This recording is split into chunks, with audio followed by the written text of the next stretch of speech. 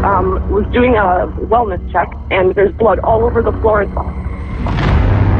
I just freaked. Is this really what I'm seeing? We had asked, hey, do you know if Rosalie has any enemies? Sadie's on and off again relationship with her ex was a bit complicated. He comes and watches you in the middle of the night. Holy, are you serious? He had a rage of jealousy. This was an obsession.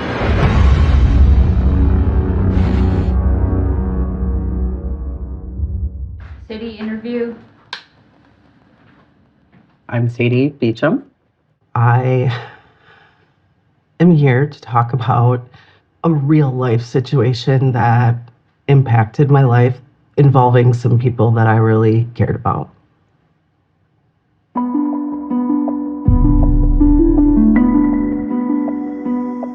You know, when you put yourself on like a dating app, you could meet anybody from anywhere. The dating apps are just like, it is an interesting world out there. But every once in a while, there'd be somebody who kind of like has a normal vibe to them. That's where Rosalio came in. And he's like, I live in Kenosha. And I'm like, oh my God, that's a long ways away. It's about an hour south of where I live. So we met halfway. When Sadie met Rosalio, she smiled, like genuinely smiled when she talked about him. You know, she was excited. She was happy. I didn't really tell him much. I said, yes, I was in a relationship for a number of years with the father of my kids.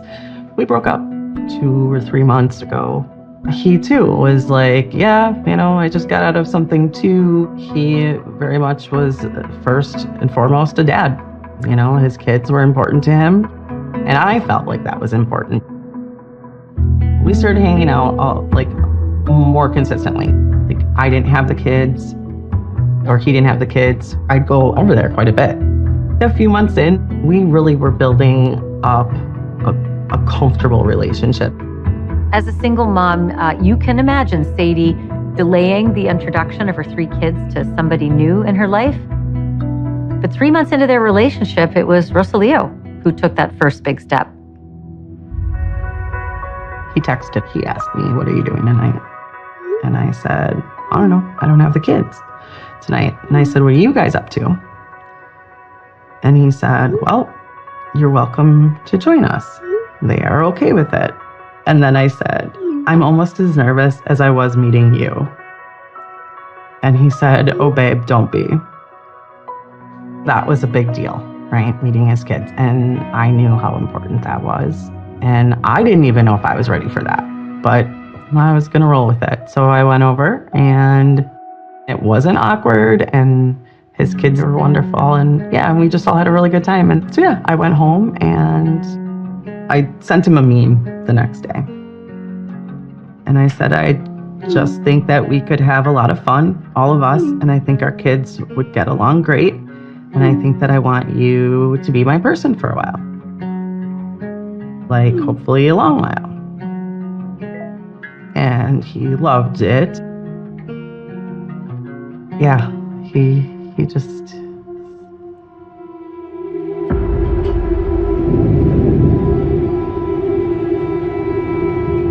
It's Sunday night, we're getting everything ready for kids and stuff. He texted me and he said, I just dropped off my daughter and I'm going over to Mike's for a little bit. And I had no idea who Mike was. I said, okay, cool. Then maybe text me or ring me when you leave there or something. And he said, okay.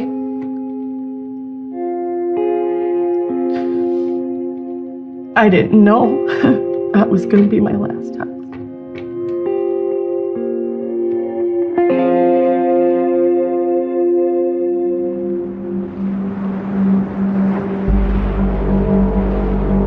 Monday, she got a hold of me and said, something's weird. Like, he didn't text me today and he's not responding to my messages. And I told her I felt very uneasy.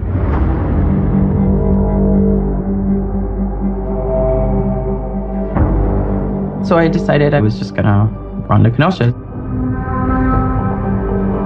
I pulled up to the apartment complex. Both of his cars are still here. Why are both of his cars here? That means he's home. So he hasn't been answering my phone. He didn't even call me. Now I'm kind of freaked out because now I'm like, okay, he's gonna be here. What am I gonna say? The glass door was all the way open, screen door was closed, so I can see through, but not well, right?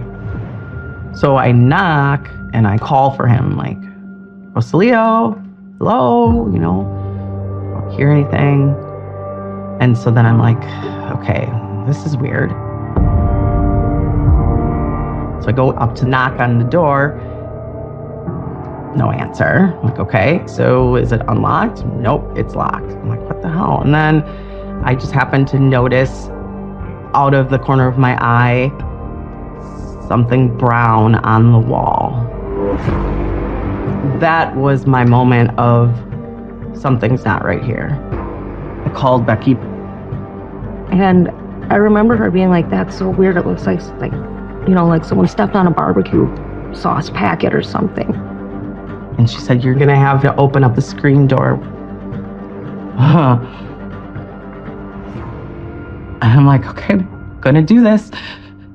And I pushed the blinds back and The sound I heard come out of her was absolutely, it's like nothing I've ever heard before. I think my brain wasn't processing and really like, is this really what I'm seeing? And I just remember saying, oh my God, there's so much blood. Kenosha 911, what's the address for emergency? So I was doing a wellness check on a good friend of mine, Rosalio Gutierrez, and I just went to his house, and the screen door is like wide open. Okay, so were you able to see inside? Yeah, I pulled the blinds back, and there's blood all over the floor in the living room. And I didn't see him at all anywhere? I didn't go any further. So when I first arrived, Sadie was frantic. She was trembling and crying and look of fear in her eye. Sadie has been in absolute shock, having no idea that something like this would be waiting for her. But it is a school day, and she lived an hour away, and her kids would soon need her back home. They said, you know, go ahead and get the kids, but you'll need to come back to the police department. So that's what I did. I went home. I think I was just on autopilot. It was go get the kids and not alarm them. When you're in mom mode, you just mom mode it. You do it. So nobody was in the apartment when we had arrived. There was a lot of blood on the floor area. There was blood located on a couch that was there. And there was blood spatter throughout the apartment, on the ceiling, the walls, the curtains. It told us that there was a violent struggle of some sort, repeated acts of someone being struck with an object and or stabbed with an object. Numerous samples of biological evidence were collected to determine whose blood that may be. Multiple people may have been involved. Based on what I saw on that front door and on the door frame, I knew right away something happened with that door open. It was our belief that Rosalio received a knock on his door, and when he opened that door, an immediate struggle ensued. There was a wallet on the couch, and it turned out to be Rosalio's wallet, which I thought was odd because if someone was there to rob him, the wall would have been open and rummaged through or taken. The blood inside of the apartment was primarily dried. It appeared like it may have been Sunday night, it may have been Monday morning, but it definitely wasn't an incident that just occurred. There was a noticeable void in the middle of the carpet area. And we were able later to determine that there used to be a rug that was missing. It is believed that whomever was involved in this had exited through the sliding door. That sliding glass door immediately accessed the parking lot. So it's possible for a vehicle to back up and almost be accessible to the trunk where you could drag someone into it. While we were investigating, a number of people showed up on scene that actually knew Rosalio.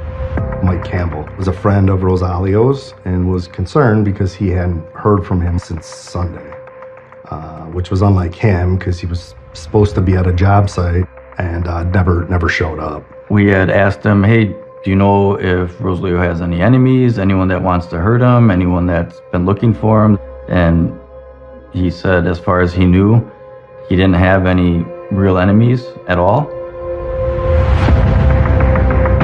We located a neighbor who lived upstairs from Rosalio. That neighbor reported that between 10 and 11 o'clock on Sunday night, she had heard some banging and loud noises. She couldn't say specific what it was, but she found it unusual. But that gave us a good timeline of when potentially things had occurred. We were looking for things that would jump out of the ordinary for him. We're then wondering out loud, where would he have gone?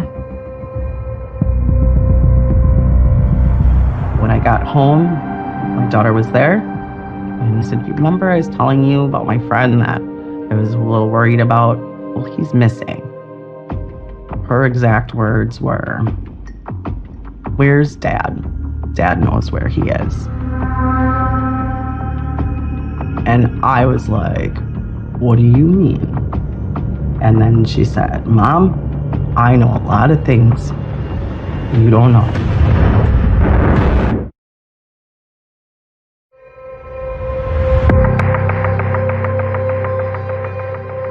Police couldn't find Rosalio in any hospitals, and when they talked to his family, they said he would never just disappear or walk away from his kids. My name is Celia Teresa Patterson. I am Rosalio's mother. May 19, 2020, I was working and I received a call that my son was missing. And I said, what do you mean he's missing? I was shocked. I just had this sense of dread over me. It was just horrible.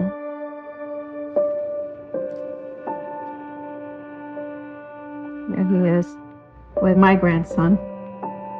Rosalio was a really good father. He had 2 children. And I think him not knowing his biological father, he did not want to be that. He needed to be present with his children. This was the last selfie that he sent me. This was taken on Sunday, the 17th of May, 2020.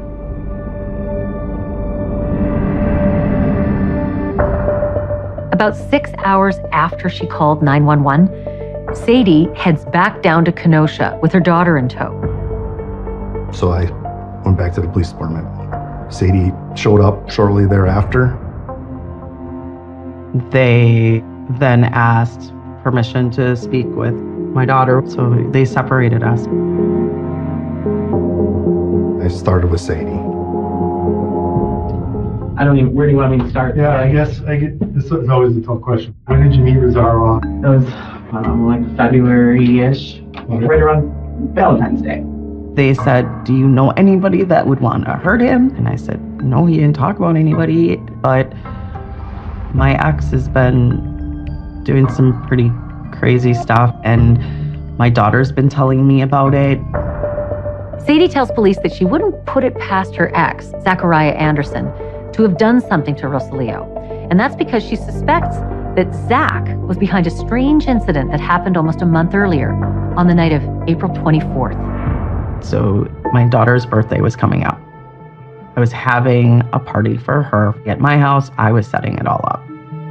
Rosalio came over that night, helped me decorate for her birthday in the kitchen. He stayed over that night. This was our first kind of like the first time he was ever at my house. So that was a big deal, right? About 3 o'clock in the morning, my doorbell went off. And I was like, that's weird. So I looked out the window and then I saw a black car pull out. And I'm like, son of a bitch. I just was like, was that Zach? Did he really just do that? After she tells the police that she suspects Zach was stalking her, Sadie's daughter joins her from the next room and reveals for the first time where she was on that very same night. Mom, I saw you and Rosalia together. Dad had brought me that night and left the boys at the house. Oh, are you serious? Oh my God, this isn't right. None of this is okay. Well, not only was I mad, of course, that he left the children at home alone, but even more, that you could take our daughter to spy on me was like the ultimate betrayal. We're going to take some action. I just need your blessing and we're on board. I'm so scared. I know you are. As we got into the stalking investigation, it was apparent that he had a rage of jealousy.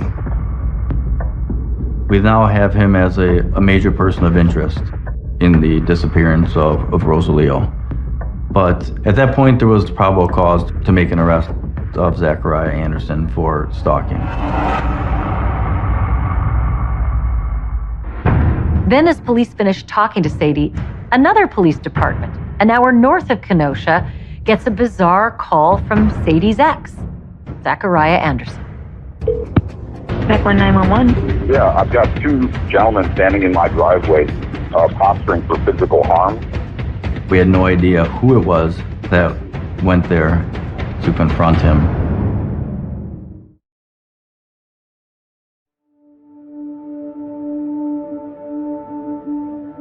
My name is Solomon Anderson. I'm Zachary Anderson's brother.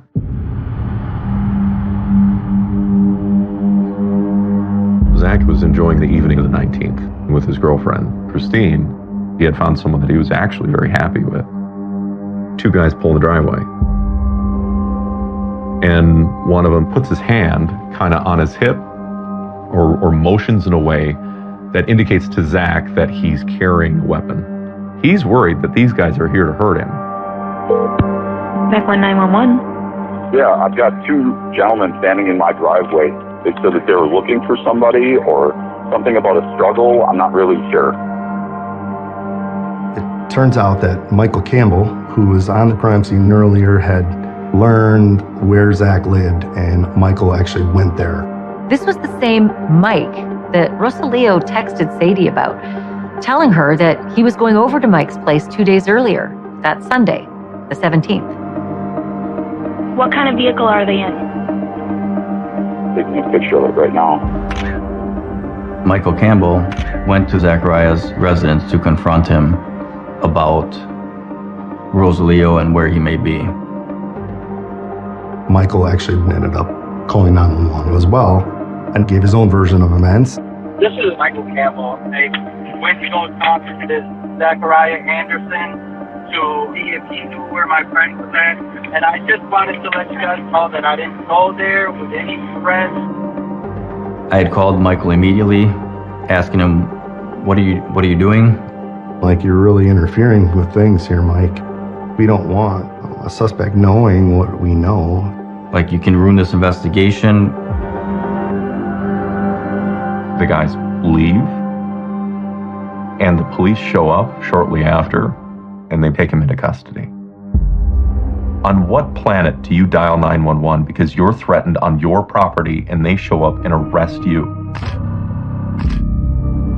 While interviewing Sadie, I had unearthed enough to arrest Zach for stalking.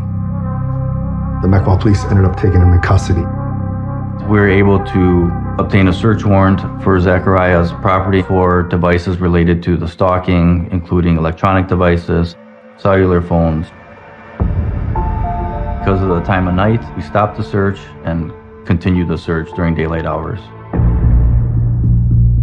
The next day, inside the house itself, which had almost no walls, there was holes in the floor. They found a pretty substantial amount of marijuana, a large amount of money that we believe was proceeds from that marijuana dealing. Zachariah Anderson was pending a sentencing on a very large drug case out of South Dakota for more than 10 pounds of marijuana. I mean, you look at these photos, really. This is the same house where Zach and Sadie's kids would stay overnight during Zach's parenting time? Outside, there was a large fire pit that was still smoldering. Why has he got this fire going? It's a fire pit where we burn wood and debris, lath, 2x4s. It was normal to burn your garbage. We observed clothing items that were burnt and charred, the steel toes from a steel toe boots. There were also a lot of different metallic buttons that you would find on jeans. So that to us was suspicious. My grandmother had passed away, so he was like throwing old clothes away and getting rid of it. His old work boots, gone. So the police dispatched a canine unit to determine whether or not there's like human remains or anything on the property. Cadaver dogs were walked all around that property. They alerted briefly on a couple of areas. They find animal bones. They find like pork chop bones and a few articles of clothing. But nothing was found related to this case. After they searched through the backyard, they took a look at Zach's black minivan. All right, so in this area of the minivan, approximately the back third of the carpeting was completely torn out. That made no sense to us because it actually exposed wiring and different things from underneath the carpeting. So that was suspicious to us.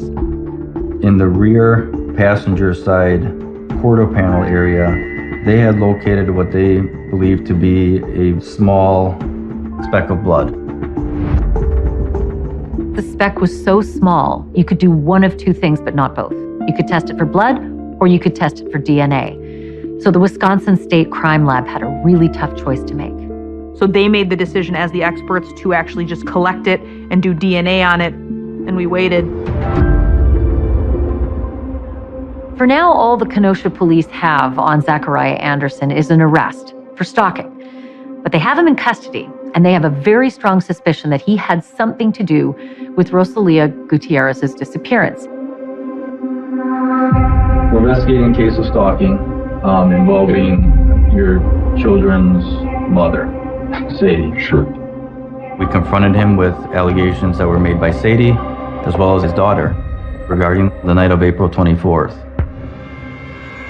Okay, tell me about that night. There was not a vehicle in the driveway. She was claiming that she wasn't seeing anybody. And so I did go over there, and found out that she was seeing somebody else. He said when they got to the house, the daughter wanted to come out with him, and he actually told her, no, you stay in the car, and she came anyway. She described some pretty grave detail on what happened that night at the house, as far as looking through the windows and all that. And she's claiming she got drugged along. Sure. He was telling us that he was concerned that Sadie was with another person, and he didn't want that person around the kids. But he would never give me a straightforward about where it was that 17th on Sunday night. So let's talk about Sunday, man. Did you do anything that night? I think I took a nap probably. Maybe went over to my girlfriend's house. I'm not really sure. What's her name? Christine. Do you know for sure what she did? I mean, it was what, 2 days? 1 day ago? Not yesterday? I'm guessing I went over there. I don't remember exactly. I'm guessing I went over there Sunday night. did you spend the night there? We eventually told him, hey, so you're aware we're conducting a search warrant at your property, and we're going to be getting access to your laptop computers, your cell phones, and so forth. At that point, he became upset. Look, I don't know the laws on being a stalker or not being a stalker. I've taken a look. But I don't want you to be going for my cell phone or my computer. I don't know what you guys are doing. I'm tired as either get me a lawyer, take me home. You pick. This is crazy. This is All right, we're done. We can't talk to you no more. Ultimately, the district attorney's office charged him with stalking. This is bananas, you guys. All right. For stalking, get the out of here. Yep, that's the charge. At that point, we didn't have a body. We didn't even have anything connecting him to it. He was essentially held on stalking charges. I think it was a strong suspicion by most of the people working the case that he very likely had something to do with what happened to Rosalio. Zach is unable to make bond, and so now the investigators turn their attention to his girlfriend, Christine, about that alibi from Sunday night when Rosalio went missing, and whether he was with her or taking a nap. Christine was in her apartment when I met with her, and she was confident that Zach was with her that night, watching a movie. He was with me all night. We were leaving no rock uncovered. Every possible lead had been followed. We knew that we needed more than simply a bad temper and very circumstantial evidence that Rosalio was at that point just missing.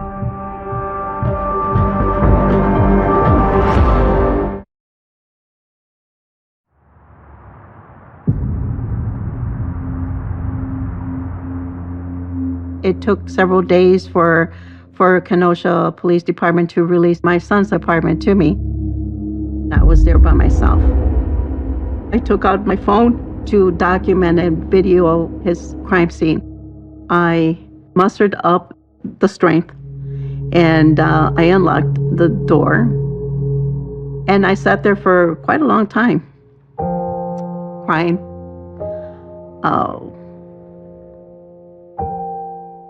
Why did this happen? Where are you? Talk to me. Just a lot of emotions. I gathered myself and I did a walkthrough.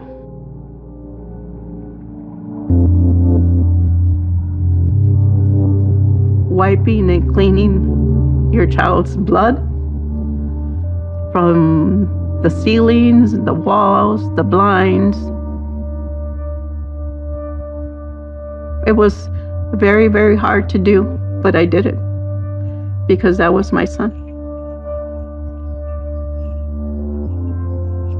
He was taken very savagely. You would have to have so much rage in your heart to do what you did. I wanted to pack up his belongings. I thought, let's start in the kitchen. And as I am pulling things out of the freezer, I noticed that my son's cell phone was there.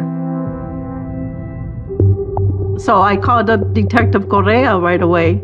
I mean, immediately. So I basically told her, don't touch anything. I'm gonna have someone get there immediately to conduct a forensic extraction. There are many different theories as to why somebody would have put it in there, and one would be maybe that person couldn't shut the phone off, so this would be an easier way to get the battery to die out. We're pretty certain that whoever was there that night and did this to Rosalio was the one who put that phone in the freezer. Investigators took Rosalio's phone and they began the very long process of trying to hack into it. While at the same time, Rosalio's mom started helping in the search for her son, starting near Zach Anderson's home. I drove by several times around the area, but I never stopped at his property. And I pulled over by a bike trail, and that's where I put flyers for my son, because I don't know whether maybe someone that was passing might have seen something. Rosalio's mom got in contact with me had questions, you know. I, of course, felt horrible. Did this happen because of me? But I really was more focused on, this is your son. And as a mom whose child could be missing, I offered as much information as I could. Last time I saw him, anything she wanted to know. Sadie and Celia knew that Zachariah Anderson was behind bars on stalking charges. But what they didn't know is that investigators were still going after a connection to Rosalio's disappearance. When we arrested Mr. Anderson for the stalking, that bought us the time to be able to get into his electronic devices. We wanted to see what the devices showed us in terms of where he had been.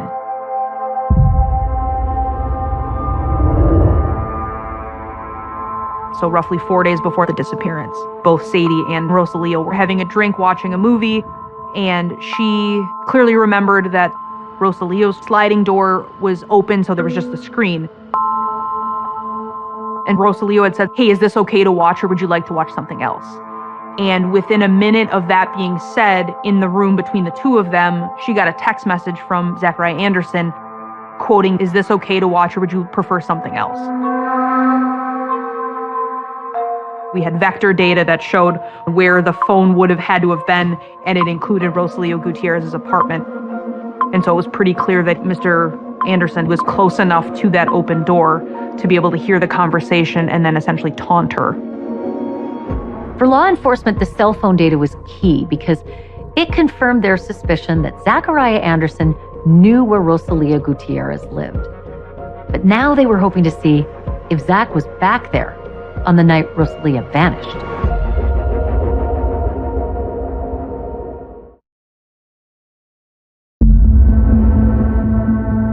We did the best we could with tracking Zach's phone. What we learned is that on May 17th, when we believed that the incident occurred at the apartment, Zach's phone was off.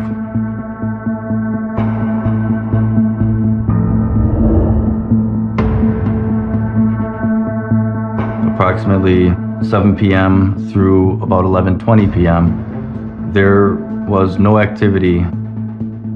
We believe that the cell phone was turned off so that he couldn't be tracked.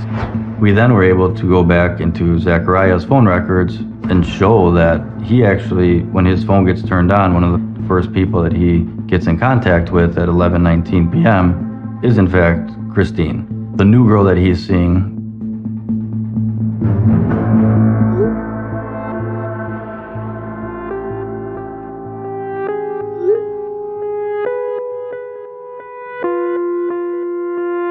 The text messages seem to indicate that on the night of Rosalio's disappearance, Zach was not at Christine's place. Christine Remsburg initially provided us with an alibi for Zachariah, indicating that he had spent the night at her residence. So I went back and spoke to Christine, and then Christine said, "Oh, I must have screwed up. I got my days mixed up. I don't think Zach was here Sunday."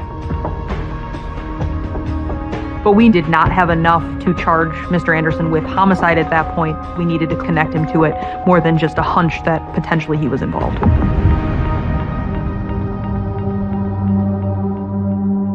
Months pass without a break in Rosalio Gutierrez's disappearance, and it appears as though he had just vanished into thin air. But then in September of 2020, 4 months after he was last seen, police crack Rosalia's phone, and it reveals details that the investigators had been waiting for. It became a treasure trove of evidence in terms of what he was doing leading up to his disappearance. It hit onto his home Wi-Fi. When he had arrived home a little after 9:15 or so on the evening of May 17th. The display was going on and off for a period of time between 9:45 and 10:10 p.m. is indicative of somebody maneuvering that phone. But if I put a phone in a freezer and it were to die or be dying and it would flicker on one last time, our evidence technician indicated that was 10:44 p.m. So we then had the last time the phone was actually working being 10:44 p.m. But it was crucial to hear the upstairs neighbor say, "I heard a commotion between like 10 and 10:30-ish, which would have fit our timeline. This new evidence certainly sheds light on the circumstances that surround Rosalio's disappearance. But the problem is, investigators still don't have anything to link anyone to the crime, much less a body.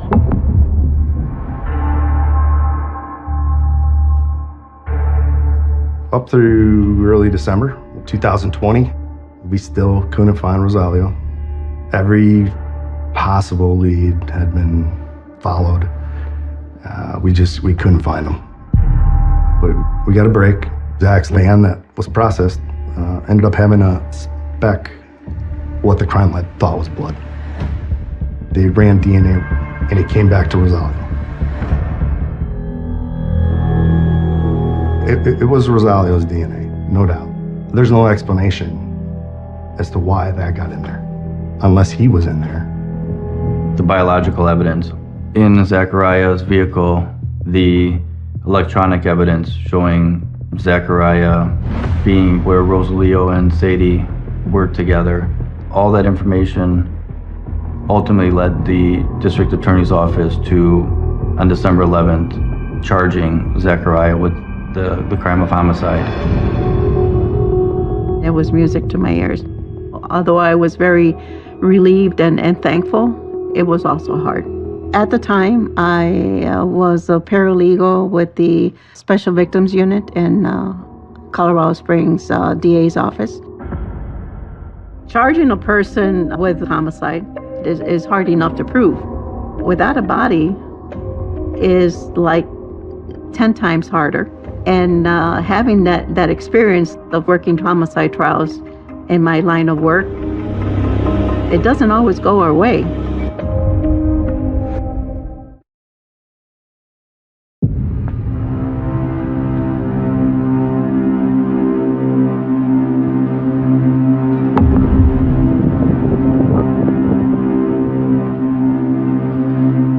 Over 2 years after Rosalio's disappearance, the case goes to trial in downtown Kenosha, and the state's star witness turns out to be Zach Anderson's now 14-year-old daughter, a minor. Because the daughter was under 18, the agreement was that the cameras had to be on other people during her questioning. I felt so bad for her. No kid should have to testify against their parent. It was really hard because she had not seen her dad either for so many years, and she had so much anxiety about it, and I couldn't do anything about it. Yet again, couldn't do anything about protecting her. Sadie's daughter hit social media, starting a pretty loud chatter online. And one of those children took the stand against Zachariah. That's when he was seen signaling to her to shut her mouth. The conversations with the defendant would be, It became a big kind of sideshow in terms of what actually was happening. He would later claim that she was being sassy, and so he was just trying to tell her to knock it off. But she's a strong little girl. So who usually operates that van? The defendant. Okay. And she's like, the defendant. Notwithstanding all the courtroom drama, the prosecution had their work cut out for them. Prove a murder without a body. We spent a lot of time trying to prove beyond a reasonable doubt that not only was Zachariah Anderson responsible for this, but that Rosalio Gutierrez was simply dead. Ultimately, the key piece of evidence was the blood in the van.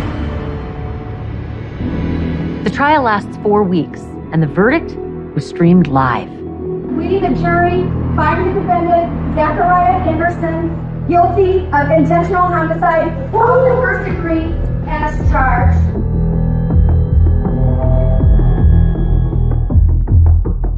We've done what we set out to do, which was to get Zachariah Anderson convicted of murdering Rosalio Gutierrez. I think that the prosecutor and the judge were clearly biased. And my brother never got a fair trial. It was never an opportunity for it. It was sad. It was very sad. I felt so sad for everybody, literally everybody.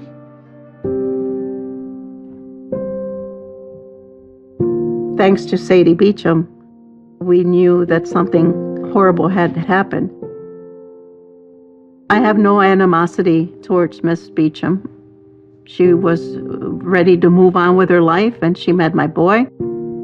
She's not to blame. My beautiful boy. We were basically on our own when he was 2 years old, so it was just us two. He was very affectionate, always hugging and kissing on me, and he was a good son. It's graduation day. I don't have a son anymore, although he's with me always. He didn't deserve to be taken. No one deserves it, but he was taken so savagely and unexpected. There were no goodbyes.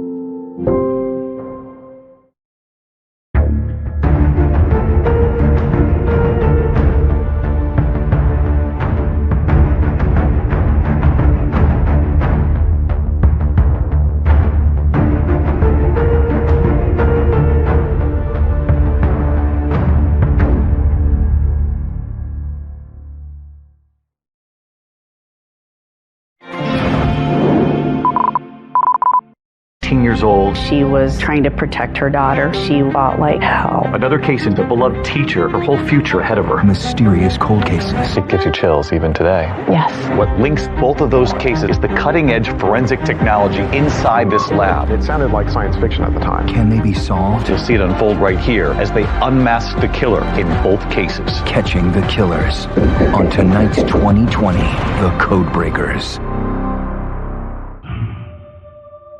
Tonight we take you inside two cases. Two young women, both brutally murdered in their homes. The killers in each case evading police for decades. In one case, a mother just 19 years old, she was engaged to be married. Her fiance, who was about to marry her, adopt her daughter, he gets home and he immediately notices something is wrong. There's blood smeared on the stairway. The killer had attacked her in the bedroom. There was handprints of her trying to hold the door closed, and she just wasn't strong enough. Another case in Texas, a beloved teacher, her whole future ahead of her. Drove in to Memphis. She just started a new school. She was loving teaching her students. She was in a very good place. 911, what's your emergency? What's going on? I've been murdered. We just found. What did your daughter do? She's been murdered! You remember walking in and what you discovered? I remember walking into the bathroom and seeing her body on the floor. She'd been handcuffed. That's correct. She had been handcuffed with her hands behind her back. There were about 36 different wounds on her body. She put up a fight. Of course, the question, who would want to kill each of these women, the mystery behind their murders, would torment their loved ones for decades. They've got handprints, they've got footprints. Why are they not finding this person? It was like the talk of the town forever. And for the detectives who were working these cases, frustrating dead ends. There was also a suspicion, could it have been a member of law enforcement? Right, there was no forced entry, so our speculation was that it was somebody that she knew or somebody that presented a position of authority that could have garnered that trust to get inside the apartment. All of these questions lasted for years and years. Yes.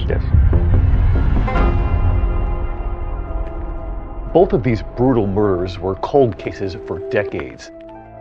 And what links both of those cases all of these years later is the cutting-edge forensic technology inside this lab. Tonight you'll see it unfold right here as they unmask the killer in both cases.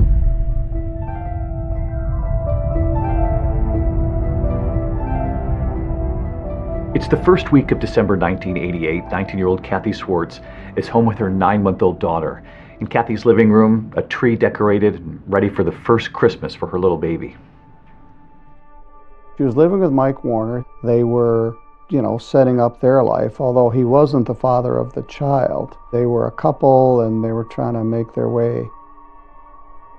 He definitely came in and kind of was her knight in shining armor. They were a happy little family. Mike got up around 5:30 in the morning for his job. He gets home at 3:30 and he immediately notices something is wrong. Things were in disarray, blood up the banister, and then in the bedroom was Kathy, very bloody, unclothed mostly. He would later describe it was like the walls were painted with blood. Mike is so distressed he immediately runs to a neighboring apartment because he can't bring himself to call the police. Mike does go back into the apartment to find her daughter. Kathy's baby, who's 9 months old, dressed in pants, a shirt. She has one sock on. Her diaper looks like it's been recently changed. She was standing up in the crib when Mike walked in. This is that baby left standing alone in that crib all those years ago. She's now 36 years old. How was your mother described to you? Beautiful, happy-go-lucky. She did love like AC/DC, Metallica. She was like a little rock and roll girl. And everybody tells me that I was like her whole world. So you were 16 years old when you read the police report. Mm-hmm. It was awful for somebody to do what they did to her, knowing I was in the crib right next door. I just couldn't believe that somebody could do that. So detectives had questioned at the time whether or not this suspect had changed the diaper. Yeah. When the police got there on scene, I was dry. I didn't have a dirty diaper on, and it was some hours I was alone.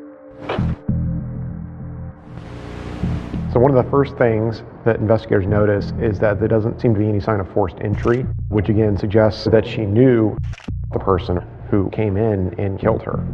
She was very good about locking her doors. I would call her and I would say, hey, I'm going to come over. And I would go to her door. It was locked. And I would knock. And she would, who is it? And then she would let me in. We theorized that the assault started in the kitchen because in the kitchen there was passive blood drops on the floor. And then the smearing goes up the stairway to the upstairs bedroom. There are defensive wounds found on her hands. Her throat has been cut in multiple places. She's been strangled. She fought like hell. She was trying to protect her daughter, and she did. And the idea that this happened and you were just a couple of feet away. Yeah. Makes me mad that I wasn't old enough to help her. I'm 100% convinced she was trying to save her baby. Because I feel like she would have just ran outside and yelled, but I was upstairs. And she wasn't going to leave that apartment without me.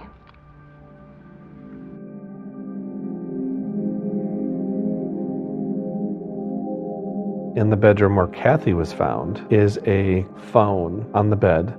The phone cord was cut, but on the phone there was Kathy's fingerprints, and then there was also an unknown fingerprint in blood. In '88, obviously, DNA was in its infancy. The fingerprint on the phone, how significant? Very significant, because they were in actual blood, and it was not my mom's. There is a bloody footprint in the bathroom. It looks like the suspect took a shower after the murder to try to maybe wipe the blood off, clean up. But in the process of doing so, he left behind a left footprint, size 9, in blood. And then the person left without being seen and without being discovered. It was very unsettling that something like that could happen. It just didn't make any sense. None of it made any sense.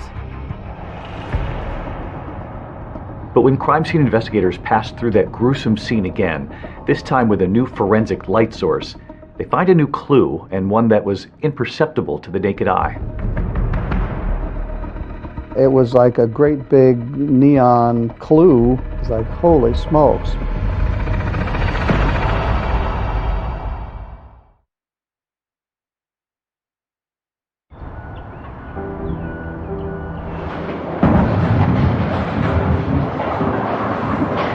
South Lanes is a bowling alley in Three Rivers, Michigan.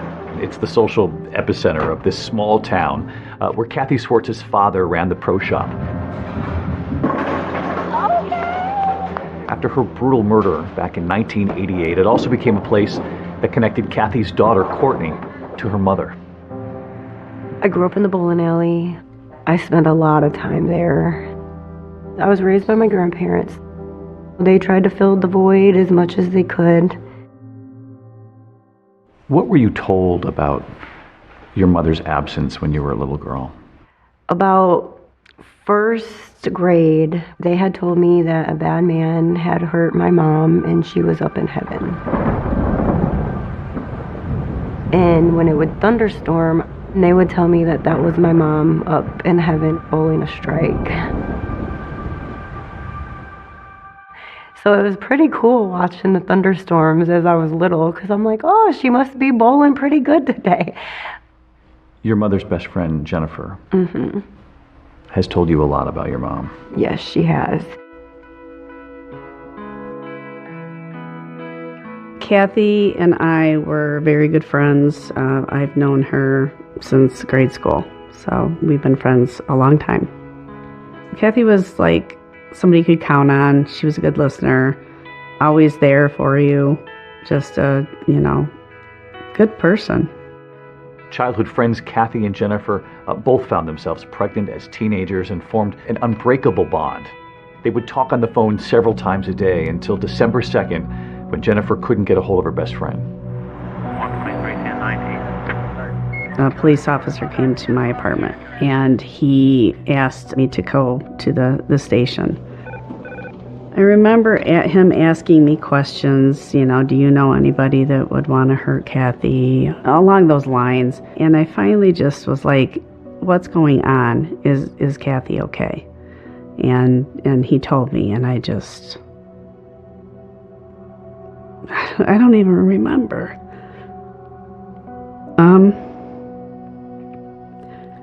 I know that the first thing out of my mouth was, is Courtney okay? Where is Courtney? I do remember pictures of our first Christmas tree, and she had presents under there for me, but she never got to give them to me.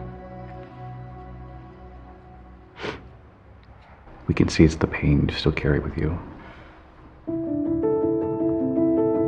They were a young family just starting out. Kathy and Mike Warner had only been engaged about 3 weeks before her brutal death. And since he was the one who found her body, of course, police would have a lot of questions for him. When the police initially interviewed him, he had this kind of flat affect to his voice. He didn't seem to be all that upset that she was dead. He didn't get emotional, and that seemed very suspicious to police. I can't imagine, walking into that scene and what that does to somebody. There was polygraph examinations that were done with. We were able to verify that he was at work in Sturgis all day long, and there was no way he could have came back to Three Rivers to do it. I had no doubt in my mind that he didn't have anything to do with this. I knew it in my heart. No, he loved her. She and Courtney were his world. I go by Judge Jeffrey Middleton now, but at the time of this, I was Chief Assistant Prosecuting Attorney. We would have maybe one homicide a year, not a young woman killed alone in her apartment during broad daylight. At that point, they were leaving no stone unturned. So the police department actually rented the apartment for a month after the crime, just so that we could return and continue to look for clues and process. This is one of the first cases where they deployed alternative light sources. They went into the crime scene with a black light. On the refrigerator, they noticed 2 pieces of writing. Metallica was written on the refrigerator and Harley was here. These were inexplicable writings that apparently had been erased. And we found that someone had written on her body, probably in magic marker on the inside of her thigh, and said, "I was here," with an arrow pointing up toward her groin. That was not visible to the naked eye.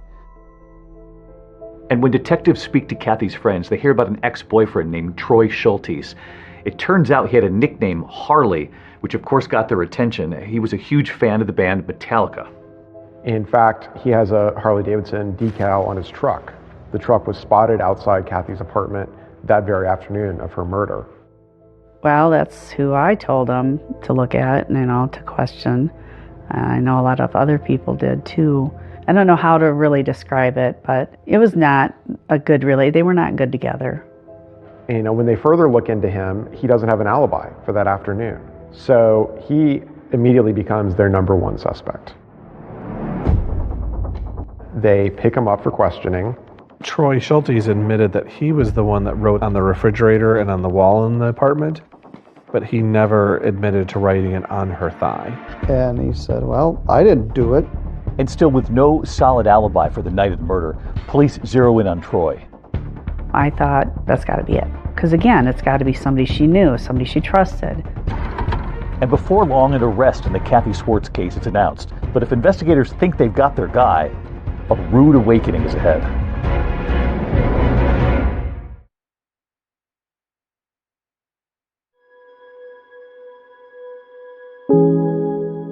Kathy Swartz's daughter, Courtney, the baby left standing in her crib after her mother was brutally murdered, is a mother herself now.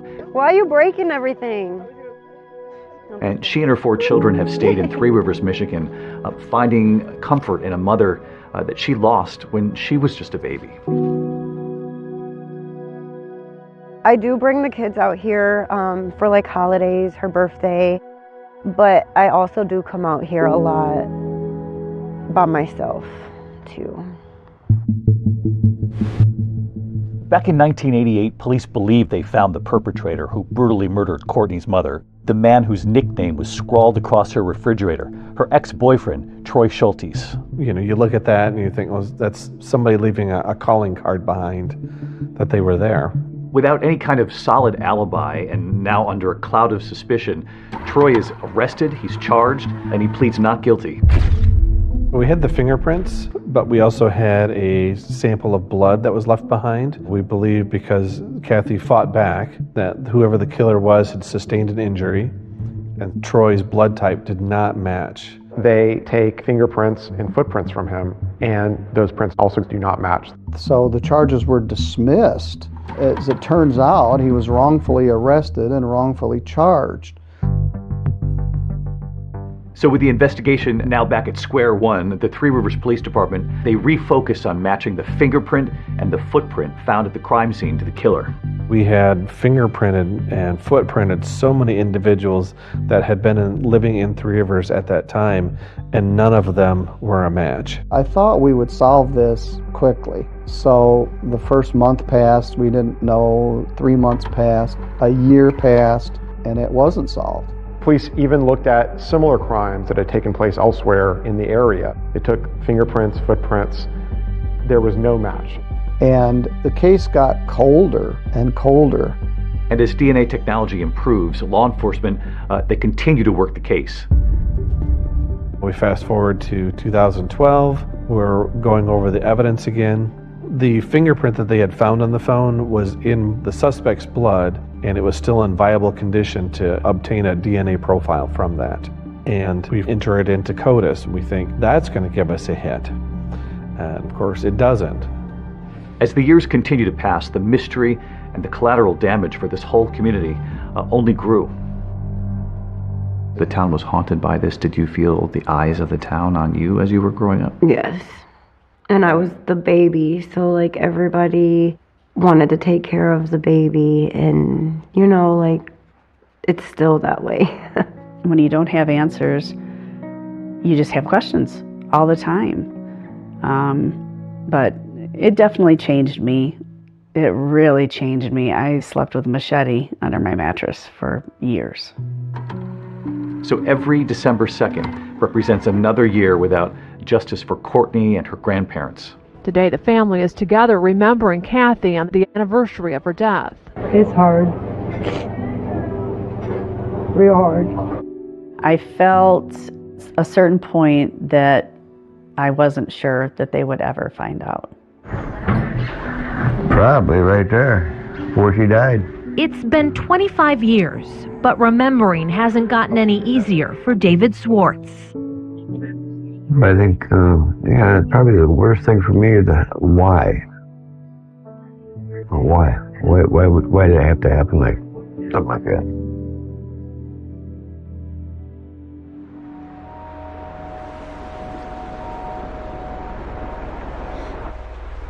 When you look at these kinds of cases around the country, there is generally an investigator or a detective who never gives up. Yes. And in this case, it was Jeffrey Middleton. Yes. He is a great guy. What was it, do you think, that kept him going on this case for so long? He was young, just starting out, and this was really the only cold case in our town. I spent more time on this case than any other case in my entire career. Sometimes in later years, I would pretend I was on vacation and lock myself in the library and just go through this file. As Courtney got older, she would call me sometimes and ask if I knew anything, and I never had any answers. Police have DNA, fingerprints, and a lot of physical evidence. What they don't have is the person who murdered a 19-year-old Three Rivers woman in 1988. Here's a lot of the evidence right from property. Eventually, the Three Rivers Police Department decided to partner with the Michigan State Police. They're convinced that with advances in DNA testing technology, that the Kathy Swartz case can finally be solved. In Kathy's case, we had DNA that was in CODIS, and we had not gotten a match. We'd exhausted, the fingerprints, and these things which normally get us a hit did not. So I honestly felt like the genetic genealogy was our only chance for solving this case. And then 3 years ago, Othram, a forensics lab in Texas, now enters the picture. Promising something everyone close to the Kathy Swartz case has waited decades for: answers. Othram uses DNA technology to help identify victims and perpetrators when law enforcement cannot. They knew that it was an unknown male contributor to that DNA, but they didn't know who it was. But all these years later, they said, well, look at this and see if there's something you can do with it. And you were convinced you could? We were absolutely certain that we could help the Michigan State Police work this case. They said, we'll get you a lead back. We're not going to guarantee that it's the lead, but we'll get you a lead. They had over 1,000 suspects. All of a sudden, it's narrowed down to 4. It was our breakthrough.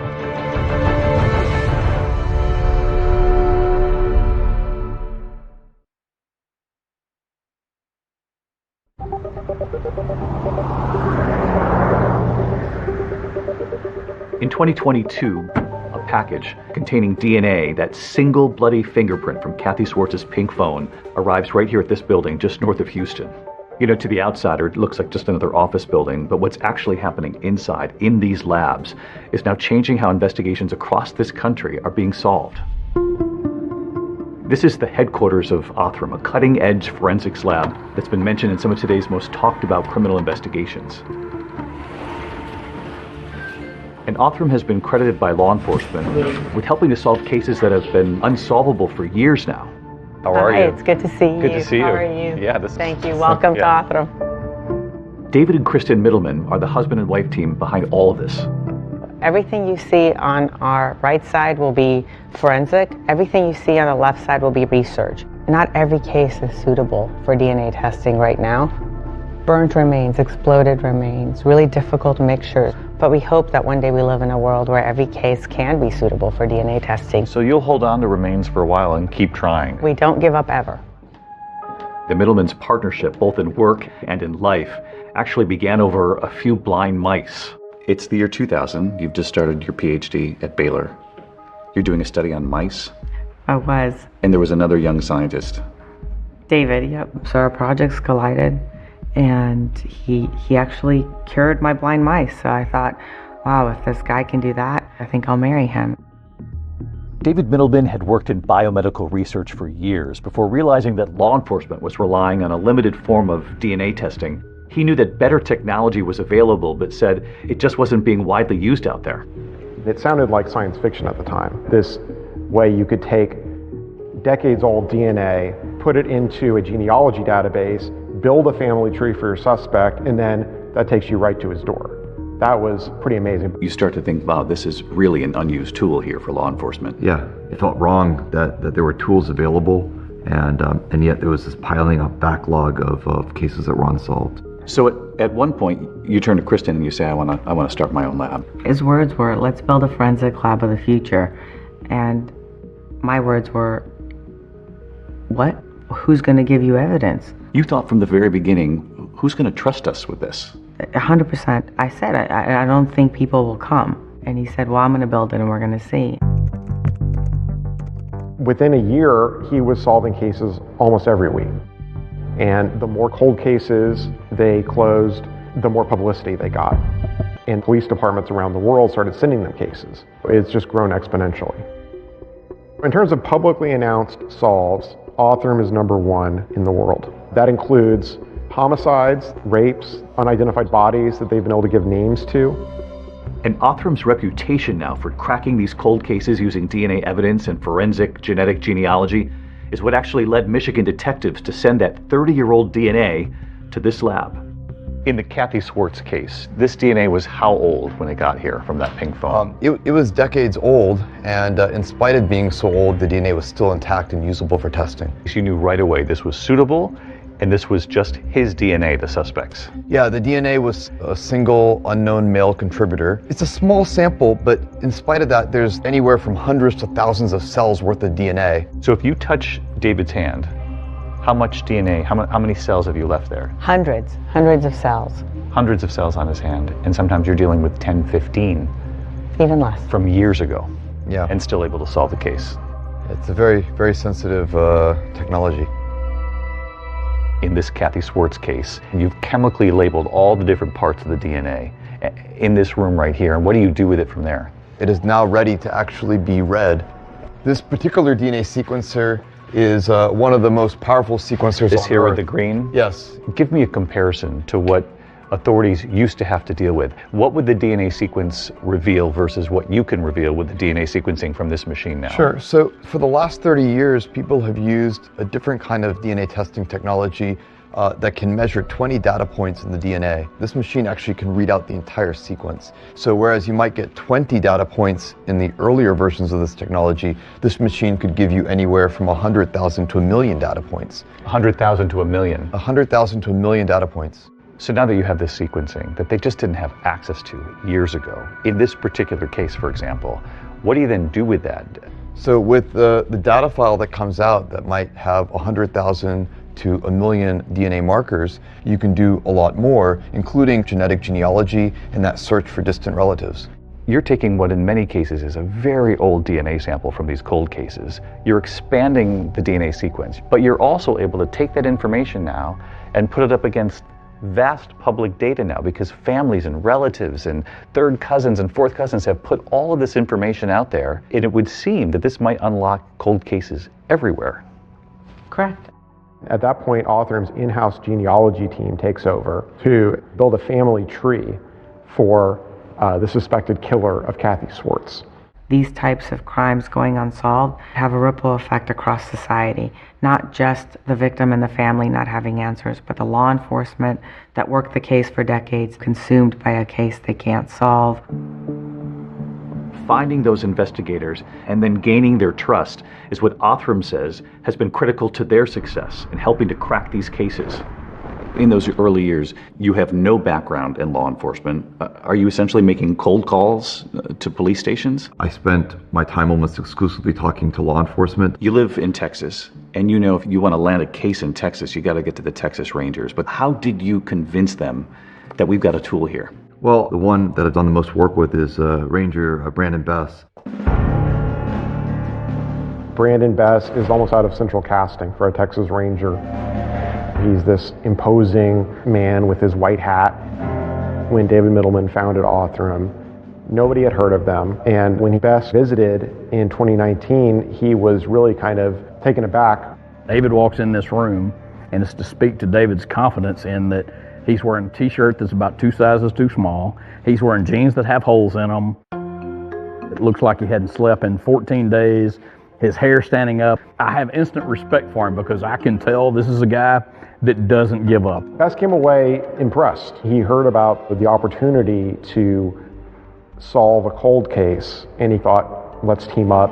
And he had one case in mind. They told me it was the most heinous thing that had ever happened that was unsolved in Beaumont. That other case, that young school teacher, 31-year-old Catherine Edwards. 911, what's your emergency? Get me the police, please. What was unique about this case? The victim was a school teacher, well liked by everyone. And there was no sign of forced entry. So it's just a very odd situation. It didn't add up. This is a crime of violence, a crime of passion, a crime of control. It gives you chills even today. Even today, yes, even today. Either it was someone that she knew or someone that presented themselves as an officer. It was almost like whispered in the hallways, it could be one of our own.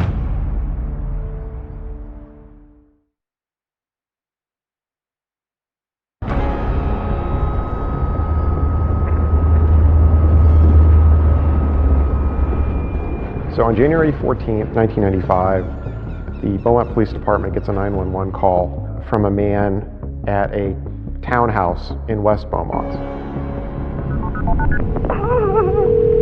Oh, Jesus! 911, what's your emergency? Get me the police, please. He had found his daughter in the second floor bathroom, slumped over the tub. Okay, ma'am, what's going on there? Our daughter has been murdered. Okay, what happened, ma'am? We came over here and found her. She's handcuffed. She's been tortured. Please, okay, we're sending someone. Don't hang up, all right? Okay, is there anyone else in the house? My husband is here with me. Okay. We found her. That woman was Catherine Edwards, and she's a teacher at a local elementary school. She was supposed to have plans with her sister and family for lunch. When she didn't respond by phone call, they went by her house and found that her car was still there. Got inside the house with a key. Her father said he grabbed her and pulled her over and rolled her over to look and see if there's anything he could do. He was crying hysterically. Get the police and an ambulance. To listen to the emotion in those calls, just gut-wrenching. In my 30-plus years, I'd never heard anything like it. Dad covers her with a towel. Police show up. There's one officer by the name of Carmen Brown. She shows up first, and she secures the crime scene. And that officer, Carmen Brown Apple, says the memory of her entering Catherine Edwards' townhouse has played over and over again in her mind for decades. You remember walking in and what you discovered? I remember walking in and going up the stairs, looking first into the bedroom that was very much in disarray. What did you find as far as the bedroom and the bathroom? Bedroom, looked like there had been some type of tussle in there. Things had been knocked around. Sheets were partially torn off. A portion of the bedpost had come off. And then walking into the bathroom, and seeing her body on the floor. She'd been handcuffed. That's correct. She had been handcuffed with her hands behind her back. When her mother said her name, Yes, you thought, I know her. I know her. I went to college with her. We were in sororities together. She was so full of life and so friendly and so nice. That just always stuck with me. To come to the scene and then suddenly realize it was Mary Catherine, it just knocked me for a minute. It gives you chills even today. Even today, yes, even today. She is not your typical victim by any stretch of the circumstance. It was an extremely unusual case.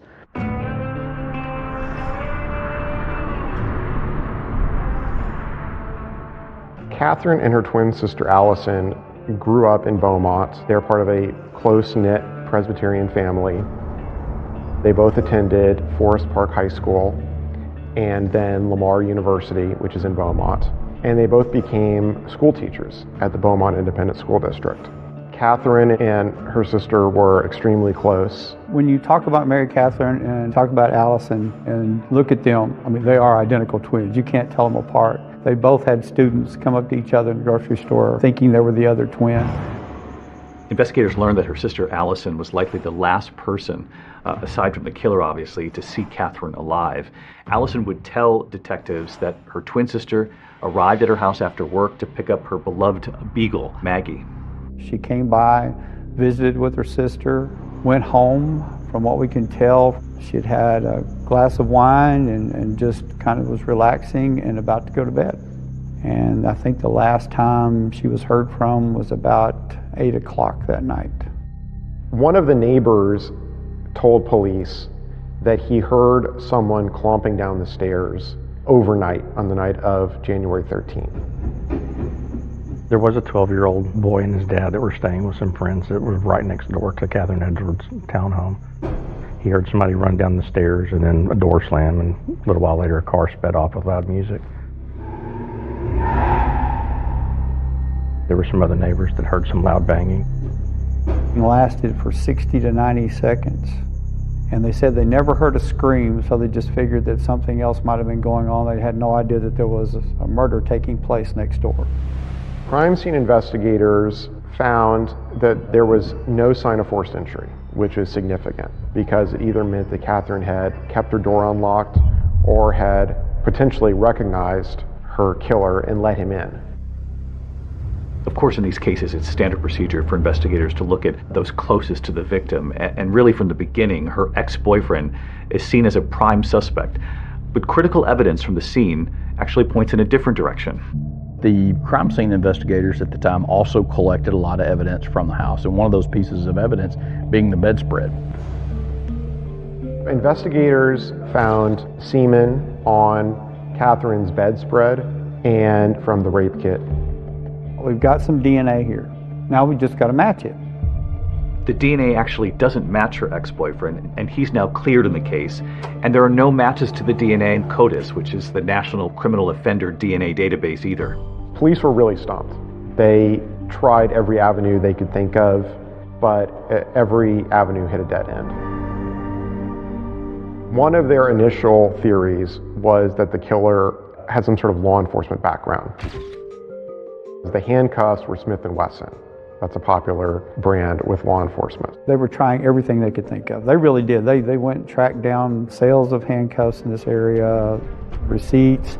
All members of the Beaumont Police Department were tested. There were no matches. It kind of sent a panic through the community. You know, if this can happen to somebody in a really quiet part of town, could it happen to them, kind of thing. It went from a rumor to just spreading like wildfire throughout the community. Everybody wanted to know, was this a one-time deal? Was this a serial killer? The case would go cold for decades, and obviously it's just one of hundreds of thousands of unsolved murders in this country. But then in 2020, two investigators, Ranger Brandon Best and Beaumont Police Detective Aaron Llewellyn, decided to take a fresh look at the case. At the time, Best had just been connected with this new lab called Othram, and Detective Llewellyn knows that there's DNA that's actually available to test in this case. But when Brandon presented Othram to me right then and there, I'm like, let's make this happen. We believed that was going to be our only hope.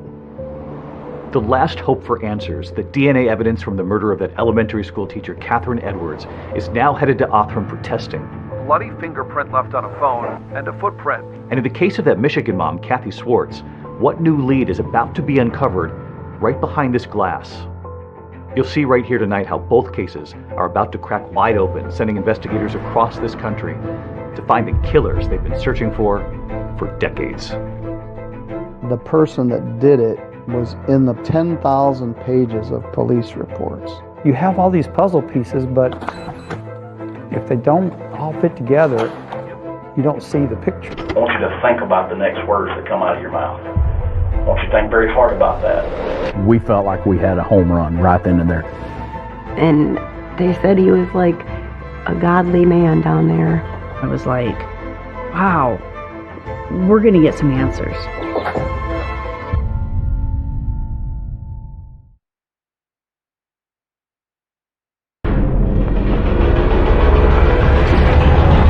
Tonight, two horrible murders. I just felt awful. And now a survivor who lived to tell. I was just like, I can't tell him. I'll never tell anybody what happened. What did your daughter do? She's been murdered! It gives you chills even today. Even today. That someone had written on her body, on the inside of her thigh, and said, I was here. But only one way to solve them after years of going cold. I honestly felt that genetic genealogy was our only chance. But all these years later, they said, well, look at this and see if there's something you can do with it. It's his fingerprint, it's his bare bloody footprint, and it's his DNA. It turned into a massacre. The floor goes out from under you. I'm like, no way, this cannot be happening. He said, your sister's dead, your sister's dead. There's two people that know that story. You're one of them, and she's the other. And she can't talk. Without the DNA, the story doesn't matter. That the two of them were able to go back and look at that evidence. Yes. From when you were a 9-month-old baby. Yes. In the crib, just a few feet from your mother. And there was a moment I'm like, oh, this is our guy. For some families, you are the last hope.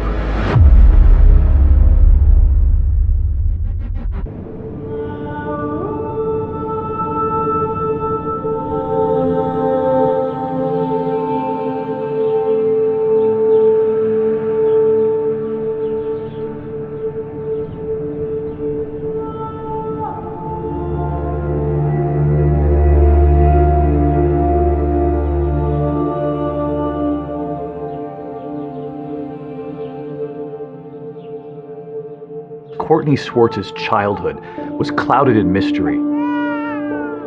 She was the sole survivor. She was just a baby at the time during a vicious attack that left her 19-year-old mother, Kathy Swartz, strangled and stabbed to death right near her.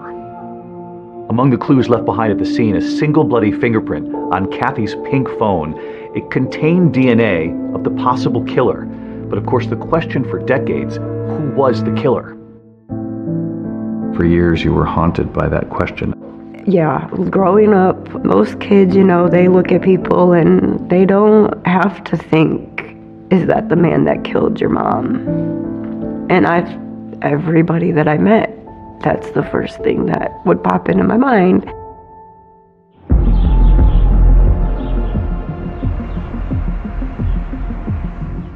This is the original file from 1988. When you have your files in a cold case, the killer's name, it's in there somewhere. The profilers really believed that whoever it was would return to her gravesite. And for years, that was part of our initial our rookie training program was, this is Kathy Swartz's gravesite. If you see somebody at that gravesite, you need to stop and identify them because they could be a prime suspect in the murder.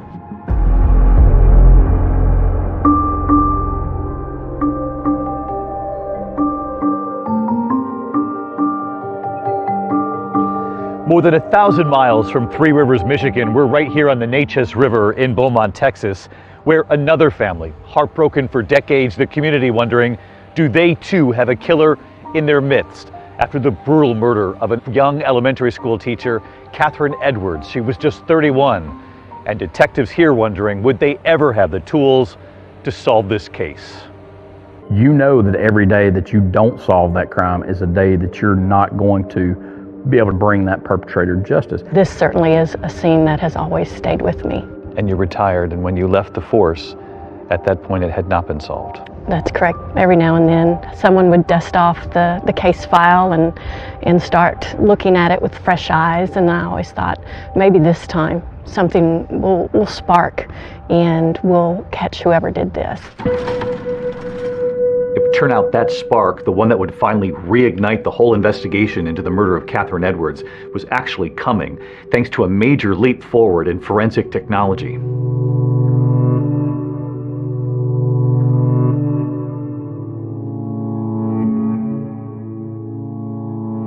In 2020, a courier drops off a package at Othram's office. And inside are a sample of the bedspread from Catherine Edwards' apartment, a vial of DNA taken from the posthumous rape kit. Othram technicians take a look and they build a genetic profile of their suspect. Investigators now have a human profile that can actually be searched in public databases to try to find possible family members across this country. And to do that, you need a genealogist to connect the dots. And Beaumont detective Aaron Llewellyn didn't have to look far for help. Aaron Llewellyn knew one who would work the case for free, and that was his wife, Tina. I remember sitting at the table one night and getting really frustrated trying to map all this out. And she's like, let me help. Actually, just move over. I got this. No, Tina doesn't ask. Tina Llewellyn was a detective in the Beaumont Auto Crimes Division. And she had an amateur interest in genealogy. I can remember dozing off one night and I wake up and she's got lines going here and lines going there. So now, along with the Middlemans from the Othram Forensic Laboratory, you've got two husband-wife teams actually working the case of this elementary school teacher, Catherine Edwards. And soon another critical partner joins the hunt. When Tina Llewellyn is looking through the matches to their suspect, these are distant relatives of the suspected killer, she notices that a lot of them are clustered in Cajun country in Louisiana. And the same contact name keeps popping up. This woman named Shara LaPointe. I was sitting at my desk one day and I got a phone call. He said, I'm Detective Aaron Llewellyn from the Beaumont Police Department. Your email is attached to one of the matches that we have to the person of interest. Shara LaPointe just happens to be a professional genealogist with experience working in criminal cases. She also has Cajun ancestry. Cajuns, back to the late 1700s, we were a small population who came to South Louisiana. And so they married their neighbors, who was usually their relatives also.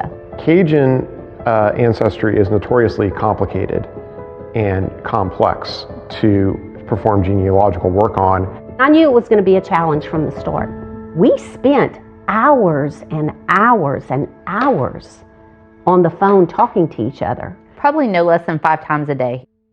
A friendship quickly forms as the two women spend the next 3 months building a family tree around the suspect's DNA, using every record they can find, a combination of internet research and good old-fashioned library archives.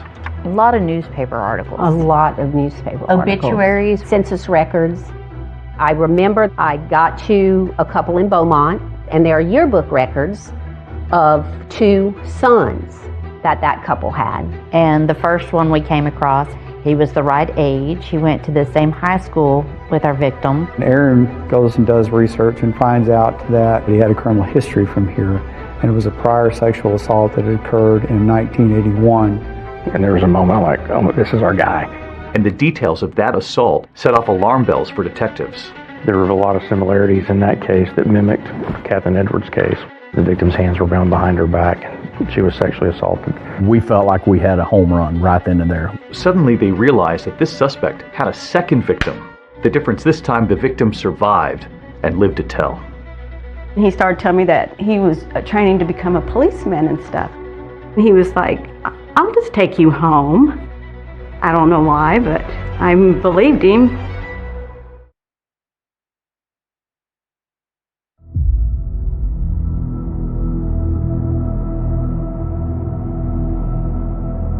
So all these years later, investigators in the Catherine Edwards case, the school teacher who was brutally murdered, now think there might have been a second victim of this suspect who is still alive, Paula Bledsoe Ramsey.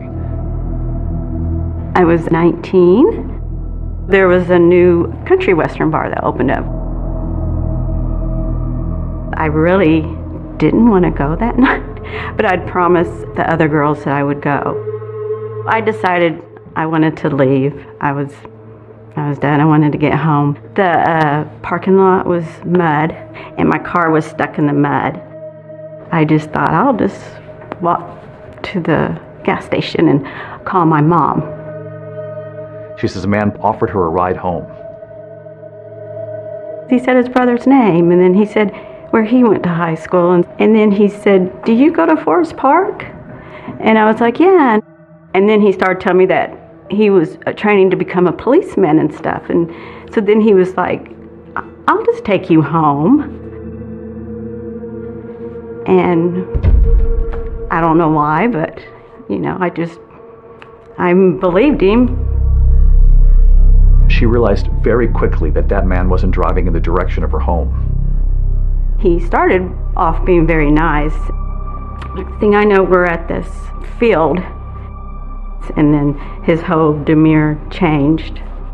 He drove her to a nearby park, threatened her with a knife, tied her hands behind her back, and raped her in the backseat of the car.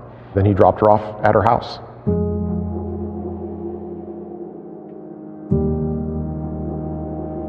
I just felt awful and shameful, and I was just like, I can't tell him. I'll never tell anybody what happened. I don't know. I was kind of like, I don't know if anybody would believe me.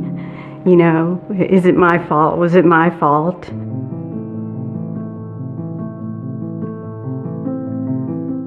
Paula said she summoned the courage about a week later to tell police what had happened.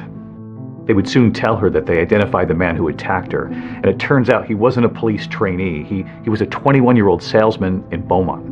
He said, yeah, I did it. I just got carried away.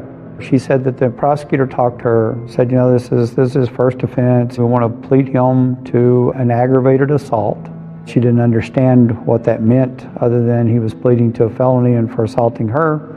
And so she agreed to the plea bargain agreement. I think today they take it more serious than they did back then. I wanted him to be punished. I think I was just pushing everything down and just trying to focus on with life.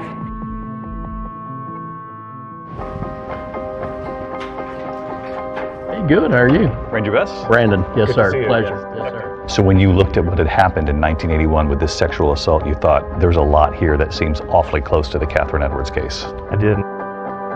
It turns out that the man who pleaded guilty in that 1981 case is a man by the name of Clayton Foreman. Now, this is the same name that turned up in Tina and Shara's genealogy hunt. He was one of two brothers from the family tree that they actually put together. And you might be wondering why his name never surfaced before. You have to remember that this case was back in 1981, and DNA collection wasn't even a thing by law enforcement. It was still a decade away. This is how he eluded detectives at the time. He essentially got away scot-free.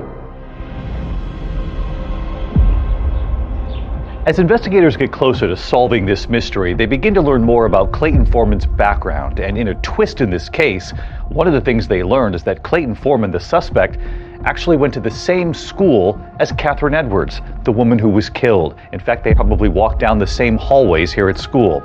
And there was something else. Catherine Edwards was actually friends with the suspect's first wife. In fact, Catherine Edwards was a bridesmaid at their wedding. Investigators figure out that Clayton Foreman is working in a suburb of Columbus, Ohio, and he's working as a rideshare driver. We've got a suspect. Now we've got to make sure that's the right guy. So they go, they pull the trash can, they get some plastic silverware from takeout and some other things from the trash can. So you tell the FBI what you found, and they gather some trash at the suspect's home in Ohio. Correct. They shipped that down here to me, and then once I went through it, I coordinated with our lab here in Texas to see what items would be best to test, and they compared it to the evidence that we had. And we got the call. This is our guy. This is a match. Of course, we're chomping at the bit to get there to Ohio.